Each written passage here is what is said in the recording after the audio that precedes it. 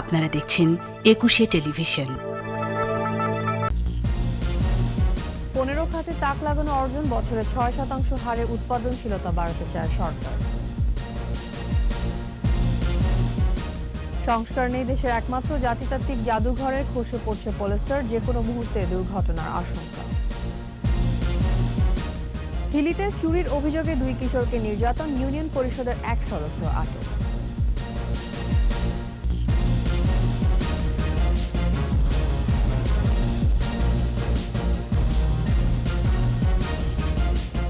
শুনছিলেন first security ইসলামী bank limited সংবাদ শিরোনাম। আমন্ত্রণ জানাচ্ছি সকাল 9টার 21 সংবাদে। আপনাদের সাথে থাকছি আমি তাসনিমা ফিফা। দর্শক, একুশে টেলিভিশনের সংবাদ একই সাথে সরাসরি দেখতে পাবেন আমাদের ফেসবুক পেজ www.facebook.com/ekushe24 অনলাইনে। সংবাদ আরও থাকছেন। ভালো নেই মুক্তিযোদ্ধা ভানু বিবি, টাকার অভাবে করাতে পারছেন না চিকিৎসা।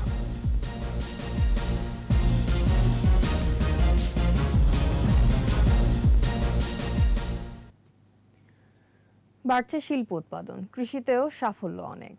ধান, মাছ, আলু, আম উৎপাদনে বৈশ্বিক শীর্ষ 10-এ বাংলাদেশ।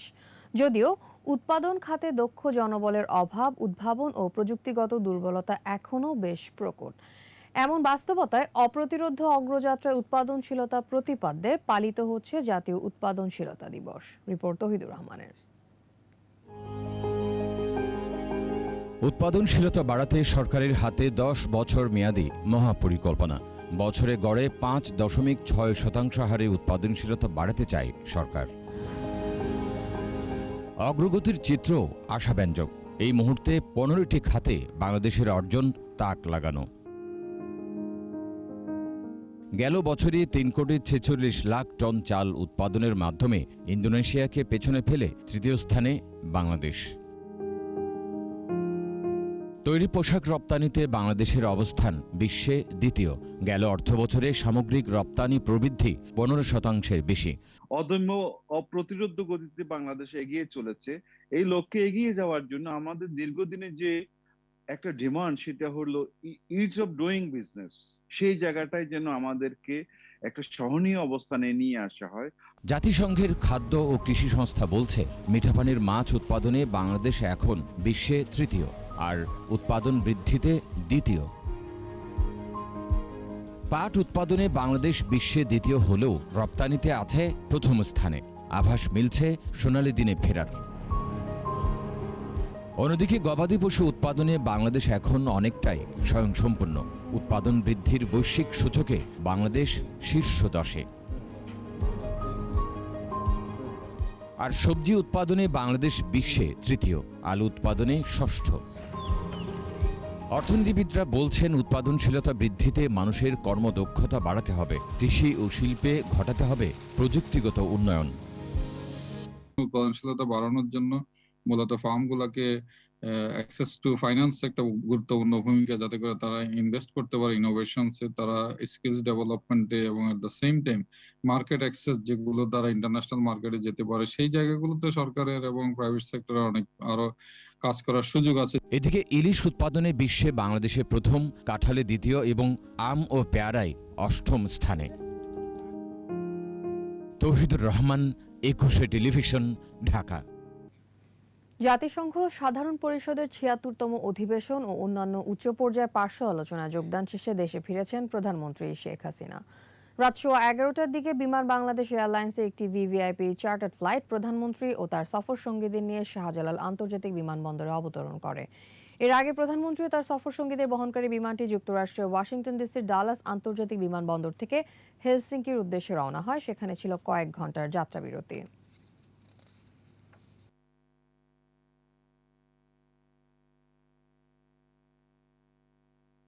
পঞ্চাশ বছরেও আধুনিকতার ছোঁয়া লাগেনি চট্টগ্রামের আগ্রাবাদে অবস্থিত দেশের একমাত্র জাতিতাত্ত্বিক জাদুঘরটিতে। জরাজীর্ণ হয়ে পড়েছে জাদুঘরটি, খসে পড়ছে ছাদের পলেস্তার। যে কোনো মুহূর্তে ঘটতে পারে দুর্ঘটনা। বিপ্লব মজুমদারের ক্যামেরা, চট্টগ্রাম থেকে রিপোর্ট করছেন হাসান ফেরদৌস। ক্ষুদ্র জাতিগোষ্ঠীর জীবনযাপন, সাংস্কৃতিক আচার এবং ঐতিহ্য নতুন প্রজন্মের কাছে তুলে ধরতে চট্টগ্রাম মহানগরীর আগ্রাবাদে 1965 সালে প্রতিষ্ঠা করা হয় জাতিতাত্ত্বিক জাদুঘর।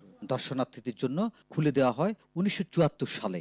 আমাদের যে সকল ক্ষুদ্র নৃগোষ্ঠীগুলো বিদ্যমান রয়েছে, চাকমা, মোরং, মণিপুরী, হাজং, খাসিয়া, প্রত্যেকটি জাতিগোষ্ঠীর, প্রত্যেকটি নৃগোষ্ঠীর ব্যবহার্য বিভিন্ন উপাদানগুলোর সমন্বয়ে এই জাদুঘরটা তৈরি করা হয়েছে এবং এই জাদুঘরে এলে বিভিন্ন নৃগোষ্ঠী সম্পর্কে আমরা ধারণা লাভ করতে পারি। মজার বিষয় হচ্ছে যে আজকের এই যে জাতিতাত্ত্বিক জাদুঘর, এটা আয়তনের দিক থেকে আপনার পৃথিবীর দ্বিতীয় স্থানে অবস্থান করছে।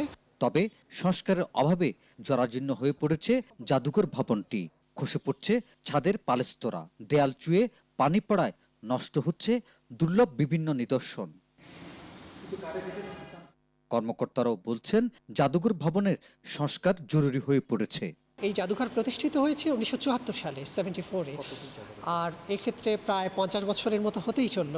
তো দীর্ঘ 50 বছরব্যাপী যদিও এখানে কিছু সীমিত পরিসরে কিছু সংস্কার কাজ সম্পন্ন করা হয়েছে, কিন্তু আরও বড় পরিসরে এই জাদুঘরের সংস্কার কাজ সম্পন্ন, বিশেষ করে জাদুঘরের যে ছাদের সংস্কার আশু প্রয়োজন। দেশের একমাত্র জাতিতাত্ত্বিক জাদুঘরটি সংস্কারে দ্রুত কার্যকর ব্যবস্থা নেওয়ার দাবি সবার। হাসান ফেরদৌস, 21 টেলিভিশন, চট্টগ্রাম। দিনাজপুরের হিলিতে ছাগল চুরির অভিযোগে 2 কিশোরকে গাছে বেঁধে নির্যাতন করা হয়েছে। এই ঘটনা সামাজিক যোগাযোগ মাধ্যমে ভাইরাল হয়ে পড়লে নাজমুল নামে ইউনিয়ন পরিষদের এক সদস্যকে আটক করেছে পুলিশ। হিলি প্রতিনিধি সালাউদ্দিন বকুলের রিপোর্ট, জানাচ্ছেন মাসুম আল ইসলাম। আরিফ ও সৌরভ নামের 2 কিশোর শুক্রবার সকালে মোটরসাইকেল নিয়ে হিলির মোল্লার বাজার এলাকায় ঘুরতে যায়। মোটরসাইকেল রেখে সড়কের পাশে থাকা ছাগলকে গাছের পাতা খাওয়ায়। পরে ছাগল চুরির অভিযোগে গাছের সাথে বেঁধে বেধড়ক মারধর করা হয় তাদের। ঘটনাটি সামাজিক যোগাযোগ মাধ্যমে ছড়িয়ে পড়ে। 2 কিশোরকে পেটানো হচ্ছে এমন খবর পেয়ে পুলিশ ঘটনাস্থলে গিয়ে তাদের উদ্ধার করে। আমরা একজনকে গ্রেপ্তার করে তাকে জিজ্ঞাসাবাদ করছি এবং সেই ঘটনার সাথে জড়িত মর্মে আমাদের কাছে স্বীকার করেছে। আমরা খুব দ্রুতই এর সাথে আরও যারা জড়িত ছিল আমরা তাদেরকে বের করতে পারবো। ঘটনার সুষ্ঠু বিচার দাবি করেছেন অভিভাবক ও এলাকাবাসী। অভিযুক্ত ইউনিয়ন পরিষদ সদস্য নাজমুল 2 কিশোরকে মারধরের কথা স্বীকার করেছেন। ছাগলটাকে ধরে আদর করছে, তখন আদর করছে ওদিক থেকে মানুষ দেখেছে। তো আমরা মোটরসাইকেল নিয়ে যাচ্ছি, তো ওরা আবার কি করেছে, আমাদের পিছন থেকে আসে গাড়ি নিয়ে তারপর মারিছে। ধরার পর আমাদেরকে ধরছে, ধরার পরে গ্রামবাসীরা সবাই মিলে আমাদেরকে মারছে, অনেক মারধর করছে। ওখানকার মেম্বার, চেয়ারম্যান আরো সবাই মিলে আমাদেরকে মারছে। আমার ছেলে তো ছাগল চুরি করতে যায়নি। আমি আর সুস্থ বিচার চাই। যদি এরকম কিছু করেও থাকে তাহলে দেশে আইন আছে, থানা পুলিশ আছে, তাদেরকে ডাকতো, তারা এই আইন অনুযায়ী একটা ব্যবস্থা নিত। ছাগল চুরি করতে পারে না, কিংবা হচ্ছে আমরা ছোট থেকেই দেখিচ্ছি। আমি এই জন্য মারছি, ওরা চোর। আমি নিজেও দাবড়াইছি মোটরসাইকেল নিয়ে, আর খাসি ধরা পড়ছে। আপনারা যদি জানতে চান যেখানে ঘটনা, আপনারা সেখানেও জানতে পারবেন। এই ঘটনায় 6 জনের নাম উল্লেখ করে 10 জনের বিরুদ্ধে মামলা হয়েছে। মাসুম আল ইসলাম, 21 টেলিভিশন। ভালো নেই নারী মুক্তিযোদ্ধা ভানু বিবি। কয়েক বছর আগেই মারা গেছেন মুক্তিযোদ্ধা স্বামী। ছেলে মেয়ে নিয়ে থাকেন বস্তির একটি ছোট্ট ঘরে। টাকার অভাবে করাতে পারছেন না চিকিৎসা। করাবেন বা কিভাবে? সরকারি অনুদান যা পান তা দিয়ে ঘর ভাড়া আর খাওয়াই তো ঠিক মতো চলে না। আরো জানাচ্ছেন সাইদুল ইসলাম। 9 মাসের মুক্তিযুদ্ধ। পাকিস্তানি হানাদারদের নির্মমতায় শহীদ হন 30 লাখ মানুষ। সম্ভ্রম হারা হন 3 লাখ নারী। স্বাধীন দেশে জাতির পিতা বঙ্গবন্ধু শেখ মুজিবুর রহমান বীরাঙ্গনাদের কন্যার মর্যাদা দিয়েছিলেন। তাদের ইজ্জত নষ্ট হয়েছে, তারা আমার মা, তারা আমার বোন, তারা আমার কন্যা। সেই নারী মুক্তিযোদ্ধাদের একজন ভানু বিবি। থাকেন মিরপুরের গরিবে নেওয়াজ বস্তিতে। একটি মাত্র ছোট্ট ঘরে সন্তানদের নিয়ে দিন কাটে তার। শরীরে বাসা বেঁধেছে নানা রোগ। বেশ কিছুদিন ধরেই শয্যাশায়ী। সরকারি অনুদান যা পান তা দিয়ে বাসা ভাড়া আর খাওয়া চালানো দায়ী। আমি দাঁড়াই তো ঠিক মতন পারি না, আর আচ্ছা চললেও পারি না। জানালেন কষ্টের কথা।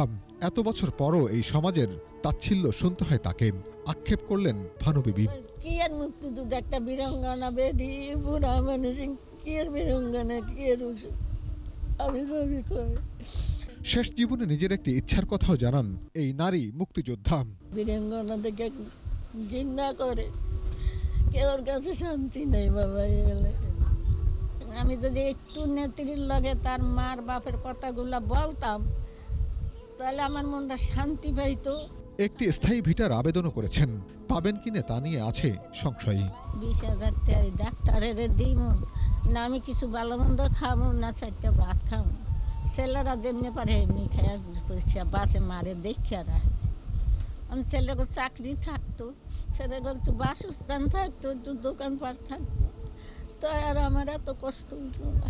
মুক্তিযুদ্ধ বিষয়ক মন্ত্রী জানান, নিজের এলাকায় গেলে সরকার ঘর করে দেবে, ঢাকায় নয়। আমরা সিদ্ধান্ত নিয়েছি এবার যার যার নিজ এলাকায় তাদেরকে আমরা বাড়ি করে দেব। প্রত্যেকটা বীরাঙ্গনাকে আমরা ইনশাল্লাহ বাড়ি করে দেব। আগামী অক্টোবর থেকে সব মুক্তিযোদ্ধাদের বিনামূল্যে চিকিৎসা সেবা দেওয়ার কার্যক্রম শেষ পর্যায়ে বলেও জানান মন্ত্রী। প্রত্যেকটা বীর মুক্তিযোদ্ধা বিনা পয়সায় সমস্ত ধরনের চিকিৎসা পাবে। বাংলাদেশের যত স্পেশালাইজড হাসপাতাল আছে সেই হাসপাতালগুলোতে 1 লক্ষ টাকা পর্যন্ত চিকিৎসার জন্য বিনা পয়সা হবে। সাইদুল ইসলাম, 21 টেলিভিশন, ঢাকা। সংবাদে নিচ্ছি বিরতির পর যা থাকবে। চলছে দুর্গোৎসবের প্রস্তুতি, মণ্ডপের সাজসজ্জা, স্বাস্থ্যবিধি মেনে চলার পরামর্শ।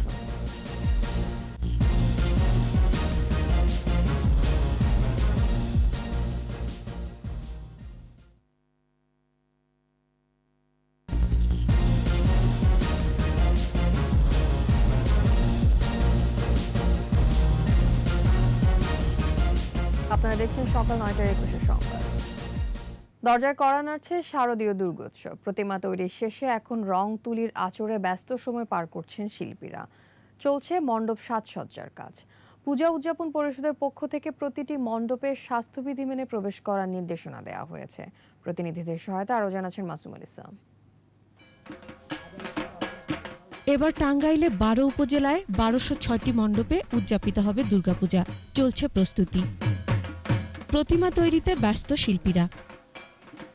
রঙের পরে দুর্গাপূজা হবে। এবছর করোনা একটু ভালো, তো এবছর একটু ভালোভাবে কাজ করতে পারতাছি। কাজের প্রচুর চাপ, এখন পুজো এসে গেছে। নিরাপত্তার দিক দিয়ে যাতে কোন ধরনের ঘাটতি না হয় প্রতিবারের নিয়ে এইবারও আমরা সেই ধরনের ব্যবস্থা নিচ্ছি। নোয়াখালীর বেশিরভাগ মন্দিরে প্রতিমা তৈরির কাজ প্রায় শেষ। চলছে রঙের কাজ। তুলির আঁচড়ে শিল্পী সাজিয়ে তুলছেন দেবী দুর্গাকে। এবছর এই জেলায় 169টি স্থানে প্রতিমা পূজা ও 6টি ঘট পূজার আয়োজন করা হয়েছে। নোয়াখালীতে সর্বপ্রথম মায়ের কুমারী পূজা নিয়ে আসছি। সারা বাংলাদেশের ন্যায় চৌমুহনীতে সর্ববৃহৎ দুর্গা উৎসব এখানে হয়। আমরা চাই যে এবার গত বছর আর একটু সুন্দর হোক। প্রত্যেকটি পূজা মণ্ডপে গুরুত্ব বিবেচনা করে আমরা ফোর্স ডিপ্লয়মেন্ট করছি। ব্রাহ্মণবাড়িয়ায় এবার 580টি মণ্ডপে দুর্গাপূজা হবে। প্রতিমা তৈরিতে কাজ করছেন শিল্পীরা। এদিকে সুষ্ঠুভাবে পূজা উদযাপনে প্রয়োজনীয় প্রস্তুতি গ্রহণের কথা জানিয়েছে প্রশাসন। আমরা খুব ব্যস্ত সময় কাটাইতেছি। নাটোরে 382টি মণ্ডপে পূজার আয়োজন করা হয়েছে। এরই মধ্যে প্রতিমা তৈরির পাশাপাশি চলছে মণ্ডপের সাজসজ্জা। ঠিক শেষের দিকে অর্ডার হয়েছে, তবে কাজের পরিমাণ খুবই বেশি। সময় স্বল্পতার কারণে প্রতিমার অর্ডার বেশি নেওয়া যায়নি। সাজসজ্জা মহা ধুমধামের সঙ্গেই চলছে। গত বছর যেরকম আমরা স্বাস্থ্যবিধি মেনে পূজা করেছি, এবারও এরকম করছি। সামাজিক স্থিতিশীলতা, নিরাপত্তার কারণেই এই পুজোর সংখ্যা বৃদ্ধি পেয়েছে। 11 অক্টোবর শুরু হবে দুর্গা উৎসব। প্রতিমা বিসর্জনের মধ্য দিয়ে শেষ হবে 15 অক্টোবর। মাসুমুল ইসলাম, 21 টেলিভিশন। আমাদের বিশেষ আয়োজন আমার বাংলা।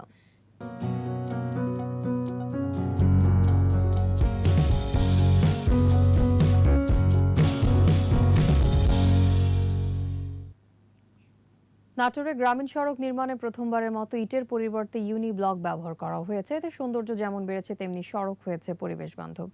সংশ্লিষ্টরা বলছেন, ইটের চেয়ে ইউনি ব্লকের সড়ক অনেক বেশি টেকসই। নাটোর প্রতিনিধি নবীর রহমান পিপলুর রিপোর্ট, জানাচ্ছেন সমর ইসলাম। ইটের চেয়ে ইউনিব্লকের চাপ নেওয়ার ক্ষমতা বেশি, দেখতে সুন্দর এবং পরিবেশ বান্ধব। এসব বিবেচনায় সরকার 2024 সালের মধ্যে গ্রামীণ সড়কে বিটুমিন কার্পেটিং এবং ইটের ব্যবহার না করে শতভাগ ইউনিব্লকের ব্যবহার নিশ্চিত করতে চায়। নাটোরে এরই মধ্যে ইউনিব্লক দিয়ে 6টি গ্রামীণ সড়ক নির্মাণ কাজ চলছে। এর মধ্যে 3 সড়কের 4 কিলোমিটার নির্মাণ কাজ শেষ হয়েছে। ইউনিব্লকের সুন্দর এই সড়ক দেখতে আসছেন অনেকে। এর আগে রাস্তাটা অনেক অকেজা ছিল, ইদানিং রাস্তা হওয়ার পর সবাই ইনশাল্লাহ ভালোভাবে করতেছে। মানুষজন যে চলাফেরা করে এরকম রাস্তা দেখি নাই, এটাই প্রথম দেখলাম আর কি। ইউনিয়নে বহু রাস্তা হয়েছে কিন্তু এরকম হয় নাই। এই রাস্তা করার পর রাস্তা সৌন্দর্য হয়েছে, আমাদের হাঁটারও খুব চলাফেরার জন্য। রাস্তা ভাঙ্গাচোরা ছিল, এখন রাস্তাটা খুব সৌন্দর্য, খুব ভালো লাগছে। সামনে থেকে কোনো গাড়ি আসলে যে আমাদের বা অ্যাক্সিডেন্টের ভয় বা সামনে রাস্তা সামনে দেখা যায় না, এরকম কোনো সমস্যা হয় না। সংশ্লিষ্ট দপ্তরে এবং মন্ত্রণালয়ে আমার একটাই অনুরোধ যে এই যে প্রোডাক্টগুলো এরকম লোকাল প্রোডাকশন যেন তারা অ্যাপ্রুভ করে। ইট তৈরির জন্য জমির মাটি কেটে নেওয়ায় ফসলের ক্ষতি হয়, পরিবেশের উপর পড়ে বিরূপ প্রভাব। এছাড়া সড়কে সাধারণ ইটের চাপ সহন ক্ষমতা যেখানে 17 MPa, সেখানে ইউনিব্লক নিতে পারে 35 MPa। এখানে যে ইউনিব্লকগুলো ব্যবহার করা হয়েছে এগুলা 35 MPa, প্রায় 5000 PSI পেজ সিস্টেম সম্পন্ন। অতএব এর উপর দিয়ে যদি কখনো 10 টনি বা তারও অধিক ভারবাহী সম্পন্ন গাড়ি ঘোড়া চলে, সেখানেও এটা টেকসই থাকবে এবং এটা সহনশীল হবে। ইউনিব্লক দিয়ে নির্মাণের ফলে সড়কের সৌন্দর্য যেমন বাড়ে, তেমনি তা পরিবেশ বান্ধব। সমর ইসলাম, 21 টেলিভিশন। আবারও নিচ্ছি সংবাদ বিরতি, ফিরে এসে যা থাকবেন। নির্বাচনী প্রচারণায় অতিরিক্ত অর্থ ব্যয়, ফ্রান্সের সাবেক প্রেসিডেন্ট সারকোজির 1 বছরের জেল।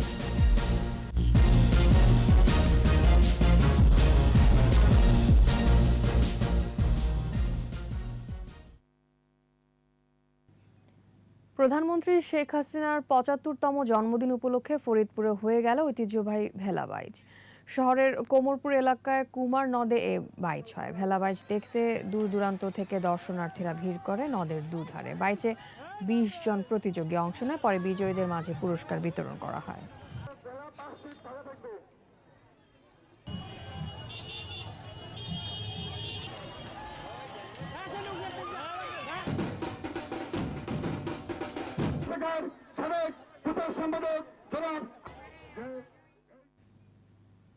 সংবাদ শেষ করব রোবটের খবর দিয়ে। মানুষের হয়ে বহুমাত্রিক কাজ করছে রোবট। যন্ত্রের কৃত্রিম বুদ্ধিমত্তা তাই ক্রমশ জনপ্রিয় বাংলাদেশে। স্বয়ংক্রিয় রোবটের খুনসুটির গল্প শোনাচ্ছেন মফিউর রহমান। আজ প্রথম পর্ব। চিন্তার বিবর্তনে এসেছে রোবট। একগুঁয়ে মানুষের জীবনে এ এক অনন্য বৈচিত্র্যময়তা।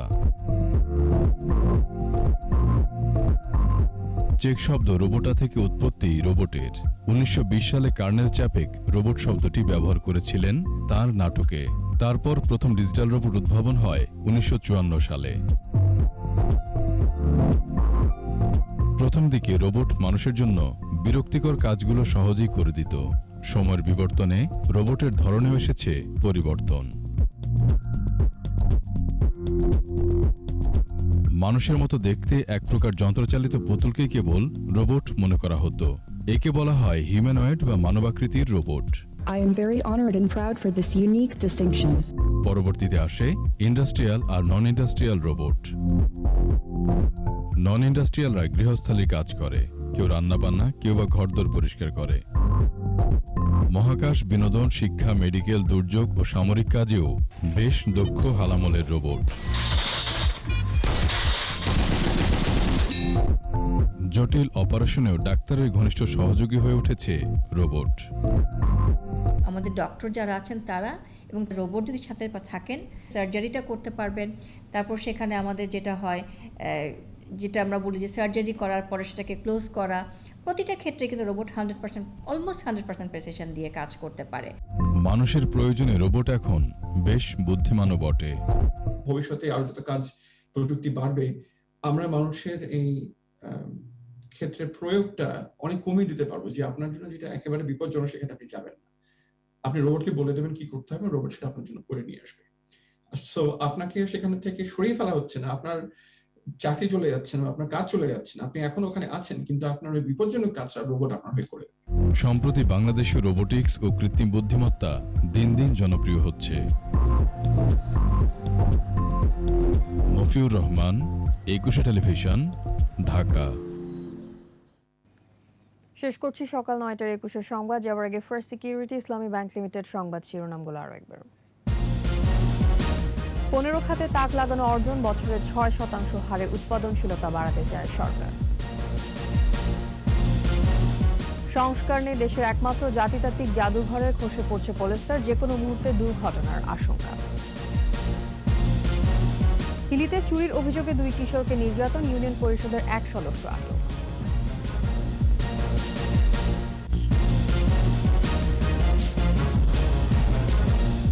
সর্বশেষ খবর জানতে ডায়াল করুন 2021 নম্বরে, ভিজিট করুন 21-tv.com এর ওয়েবসাইটে। এছাড়া ফেসবুকে লগ ইন করতে পারেন facebook.com/2124 অনলাইনে।